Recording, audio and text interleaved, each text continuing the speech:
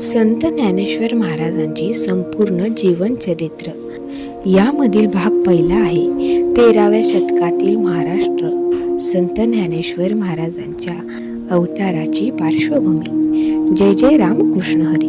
नमस्कार मंडळी, आपल्या ओम तत्सत मराठी या चॅनलमध्ये आपले मनपूर्वक स्वागत आहे.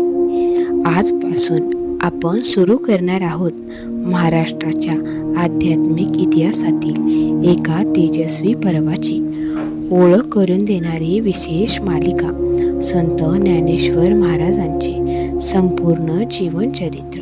ही केवळ एका महान संतांची कथा नाही, ही आहे भक्ती, ज्ञान, करुणा, समता आणि मानवतेचा संदेश देणाऱ्या एका दिव्य व्यक्तिमत्वाची जीवनगाथा.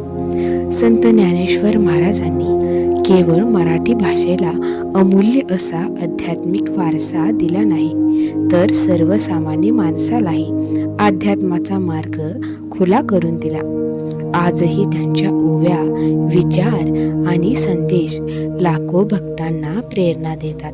परंतु एक प्रश्न अनेकांच्या मनात येतो, इतके महान संत नेमके त्या काळातच का जन्माला आले? या प्रश्नाचे उत्तर शोधण्यासाठी आपण सुमारे 750 वर्षे मागे जाऊया. तो काळ होता 13व्या शतकाचा. त्या काळी महाराष्ट्रावर राजांचे राज्य होते. त्यांची राजधानी होती. राज्य समृद्ध होते. शेती, व्यापार, कला आणि संस्कृतीचा विकास होत होता. अनेक विद्वानांना राजाश्रय मिळत होता. मात्र बाह्य समृद्धी असूनही समाज अनेक अडचणींना सामोरा जात होता. धर्माचे ज्ञान मुख्यतः संस्कृत भाषेत होते. त्यामुळे सामान्य लोकांना धर्मग्रंथाचा खरा अर्थ समजणे कठीण जात होते. अनेकांना धर्म म्हणजे फक्त कर्मकांड आणि विधी असेच वाटू लागले होते.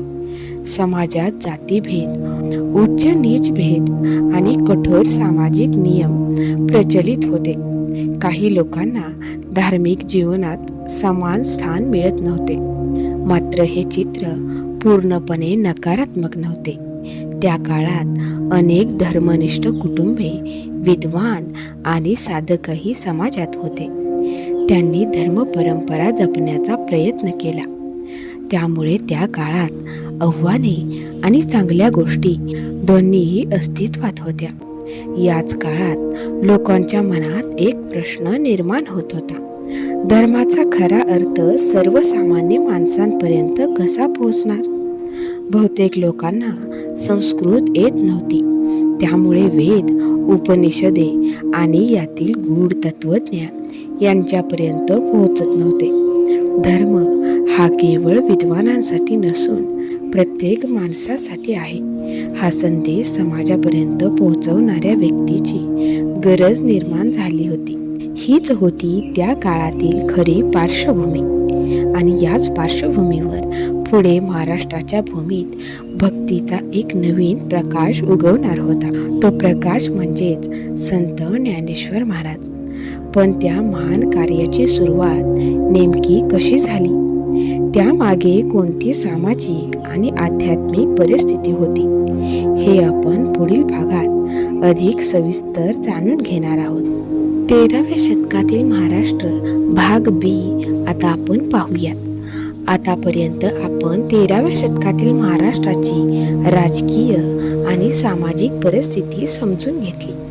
आता त्या काळात भक्ती चळवळीची गरज का निर्माण झाली हे जाणून घेऊयात. जेव्हा धर्माचा मूळ उद्देश मागे पडतो आणि केवळ बाह्य कर्मकांडांनाच अधिक महत्त्व दिले जाते, तेव्हा सामान्य माणूस अध्यात्मापासून दूर जाऊ लागतो. धर्माचा खरा हेतू माणसाला सत्य, प्रेम, दया, क्षमा, समता आणि ईश्वर भक्तीचा मार्ग दाखवणे हा आहे. परंतु त्या काळात धर्मग्रंथाचे ज्ञान काही मोजक्या लोकांपर्यंतच मर्यादित राहिले होते. सामान्य लोकांना देवावर अपार श्रद्धा होती, पण धर्मग्रंथाचा अर्थ समजत नव्हता. संस्कृत भाषेचे ज्ञान नसल्यामुळे वेद, उपनिषदे आणि भगवद्गीतेतील गहन तत्वज्ञान त्यांच्या जीवनापर्यंत पोहोचत नव्हते. अशा वेळी भारताच्या विविध भागात भक्तीची एक व्यापक चळवळ विकसित होत होती. या चळवळीचा मूलभूत संदेश होता की ईश्वर प्राप्तीसाठी जन्म, जात, संपत्ती किंवा विद्वत्ता आवश्यक नाही. निर्मळ भक्ती, सदाचार आणि नामस्मरण यांद्वारे प्रत्येकजण ईश्वराच्या जवळ जाऊ शकतो. महाराष्ट्रातही अशाच विचारांना हळूहळू बळ मिळू लागले.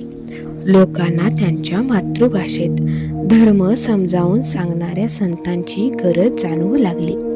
पुढे याच विचारांना संत ज्ञानेश्वर महाराजांनी अद्वितीय दिशा दिली. त्यांनी मराठी भाषेत अध्यात्माचे ज्ञान सर्वसामान्यांपर्यंत पोहोचवले आणि धर्माचे दार प्रत्येकासाठी खुले केले. वारकरी परंपरेत अशी श्रद्धा आहे की जेव्हा समाजाला योग्य मार्गदर्शनाची आवश्यकता असते तेव्हा परमेश्वर महान संतांच्या रूपाने कार्य घडवून आणतो. संत ज्ञानेश्वर महाराजांचा अवतारही अशाच दैवी कार्यासाठी झाला, अशी भक्तांची भावना आहे. हा श्रद्धेचा विषय आहे. इतिहास आपल्याला त्या काळातील परिस्थिती सांगतो, तर वारकरी परंपरा त्या घटनांमागील आध्यात्मिक अर्थ सांगते. या मालिकेत आपण या दोन्ही दृष्टिकोनांचा आदर ठेवून पुढे जाणार आहोत. मंडळी, प्रत्येक महान संताचा जन्म हा केवळ एका व्यक्तीचा जन्म नसतो, तो संपूर्ण समाजाच्या परिवर्तनाची सुरुवात असते. महाराष्ट्राची भूमी प्राचीन काळापासून ऋषी, मुनी, योगी आणि संत यांच्या तपश्चर्येने पावन झालेली मानली जाते. अनेक तीर्थक्षेत्रे, नद्या आणि देवस्थाने या भूमीच्या आध्यात्मिक परंपरेची साक्ष देतात. त्या काळातही अनेक साधू आणि विद्वान गावोगावी फिरून लोकांना धर्म, सदाचार आणि ईश्वर भक्तीचा संदेश देत असत. काही वेदांचा अभ्यास करत, काही योग मार्ग शिकवत, तर काही नामस्मरणाचा प्रसार करत. विशेषतः तेथील भगवान यांच्या भक्तीने महाराष्ट्रातील सामान्य जनतेला एकत्र आणण्याचे कार्य केले. भाविक दूरदूरवरून दर्शनासाठी येत असत. भजन, कीर्तन आणि हरिनामाच्या गजरातून भक्तीचा प्रवाह अखंड वाहत होता. याच भूमीत पुढे वारकरी परंपरेला नवी ऊर्जा मिळाली. संत ज्ञानेश्वर महाराजांनी आणि त्यांच्या नंतरच्या संतांनी भक्तीला लोकभाषेत व्यक्त केले. त्यामुळे अध्यात्म केवळ विद्वानांच्या ग्रंथात न राहता सामान्य माणसाच्या जीवनात उतरले. पण या परिवर्तनाची सुरुवात कोणत्या कुटुंबातून झाली? कोण होते ते धर्मनिष्ठ दाम्पत्य ज्यांच्या पोटी पुढे संत ज्ञानेश्वर महाराजांचा जन्म झाला? याचे उत्तर आपण पुढील भागात जाणून घेऊ. तिथे सुरू होईल विठ्ठलपंत आणि रुक्मिणीबाई यांच्या जीवनाचा प्रेरणादायी प्रवास. आता आपण 13व्या शतकातील महाराष्ट्र यातील भाग 3 पाहूयात. मंडळी, आजच्या या पहिल्या भागात आपण संत ज्ञानेश्वर महाराजांच्या जीवनकथेची पार्श्वभूमी समजून घेतली. आपण पाहिले की 13व्या शतकातील महाराष्ट्र हा राजकीय दृष्ट्या समृद्ध असला तरी समाजासमोर अनेक धार्मिक आणि सामाजिक आव्हाने होती.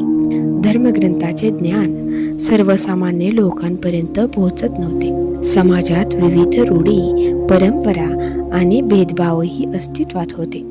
अशा परिस्थितीत लोकांना धर्माचा खरा अर्थ सोप्या भाषेत समजावून सांगणाऱ्या मार्गदर्शकाची गरज निर्माण झाली. याच काळात भक्तीचा प्रवाह अधिक बळकट होत गेला. ईश्वर सर्वांचा आहे, भक्ती सर्वांसाठी आहे आणि प्रेम, करुणा, समता आणि नामस्मरण हाच खरा धर्म आहे.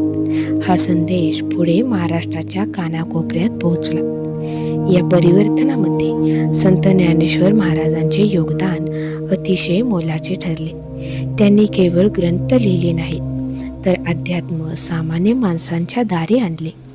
त्यांच्या विचारांनी पुढील अनेक संतांना प्रेरणा दिली आणि वारकरी परंपरेला नवी दिशा मिळाली. परंतु प्रत्येक महान व्यक्तिमत्वामागे एक प्रेरणादायी कुटुंब असते. संत ज्ञानेश्वर महाराजांच्या जीवनामागेही त्यांच्या आई वडिलांचा त्याग, श्रद्धा आणि संघर्ष दडलेला आहे. म्हणूनच पुढील भागात आपण संत ज्ञानेश्वर महाराजांचे वडील यांच्या जीवन प्रवासाची सुरुवात जाणून घेणार आहोत.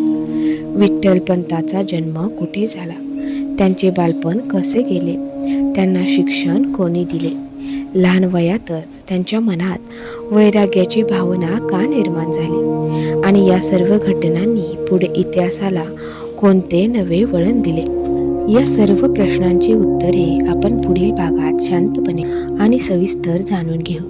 या मालिकेतील प्रत्येक भाग हा उपलब्ध ऐतिहासिक माहिती, मान्य संत चरित्रे आणि वारकरी परंपरेतील श्रद्धा परंपरा यांचा आधार ठेवून तयार केली आहे. जिथे ऐतिहासिक पुरावे उपलब्ध आहेत तेथे इतिहास मांडला जाईल आणि ज्या गोष्टी श्रद्धेचा भाग आहेत त्या तशाच स्पष्टपणे सांगितल्या जातील. तुम्हाला हा पहिला भाग आवडला असेल तर व्हिडिओला लाईक करा आणि ओम तत्सत मराठी या चॅनलला सबस्क्राईब करा आणि ही मालिका आपल्या मित्रपरिवार व नातेवाईकांपर्यंत जरूर पोहोचवा. तुमच्या प्रतिक्रिया आम्हाला कमेंटमध्ये नक्की कळवा. तुमचे प्रेम आणि आशीर्वाद हेच या मालिकेसाठी आमची सर्वात मोठी प्रेरणा आहेत. पुढील भागात आपण विठ्ठलपंताच्या जीवनातील पुढील अध्यायाला सुरुवात करू. तोपर्यंत जय जय रामकृष्ण हरी, ज्ञानोबा माऊली तुकाराम.